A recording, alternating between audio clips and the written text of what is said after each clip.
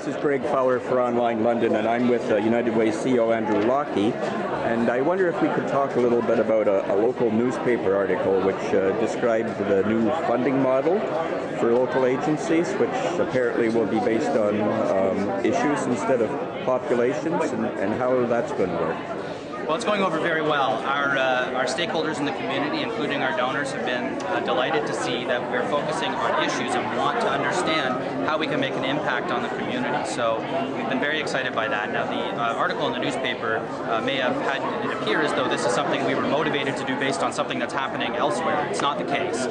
We are driven locally. Our board of directors is local, and we're focusing very much on local needs. So we went out to the community and we said, help us understand what you think the issues of the community are, and then let us help you understand how we can measure and make a difference on those issues. So the community, through a survey and also through interviews that I conducted with a variety of community leaders, told us these are the issues we want you to focus on and make a difference around. So that's the work we're doing now. How will local agencies be able to know in advance whether or not there's any prospect of their funding being cut? Do they have to present a plan to you, which will then be measured? Yeah, so this is, they always have had to, so that continues, and that's unchanged insofar as every year we have a process where we ask agencies to whom we provide funding to submit an allocation request, and we evaluate that on a number of parameters. In the past, that has included funding priorities, what we've called funding priorities. So that has always been there. And as people align with funding priorities and articulate the impact they're making in the community, as they do that, we're able to identify how much funding they receive. So over time, it's always been the case that some agencies have increases in funding and some have had decreases in funding, depending on how well they've articulated that or how well they've done that work. So that's unchanged. This year, of course, now we're focusing on these specific issues, and we've identified that. We have worked with our partners in the community, 3 years of training on outcome measurement.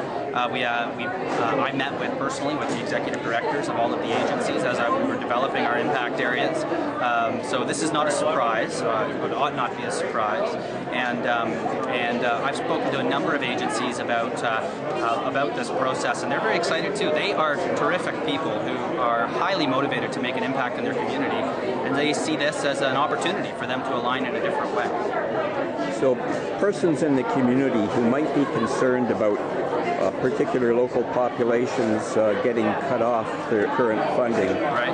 How would those persons be able to tell and when with respect to which agencies are going to be cut under the new funding formula? Again, it's anything but determined that agencies will be cut. So there really is no way to identify how they will know if agencies are going to be cut. As I say, we have always over time had increases and decreases around funding. What you can count on with United Way is that we are a responsible agency that will make sure that over time that agencies are treated properly and they aren't compromised in their ability to deliver programs. And if that means that if there isn't alignment with an agency, potentially, if they're not able to articulate that alignment, we would work with them on an ongoing basis to make sure that the good work they do is not compromised. Okay. When do you publish the allocations to various agencies? Does that still happen in the springtime? It does. It happens in late winter, early spring when we announce our campaign result. Okay. Thanks very much for speaking to us. I appreciate the opportunity.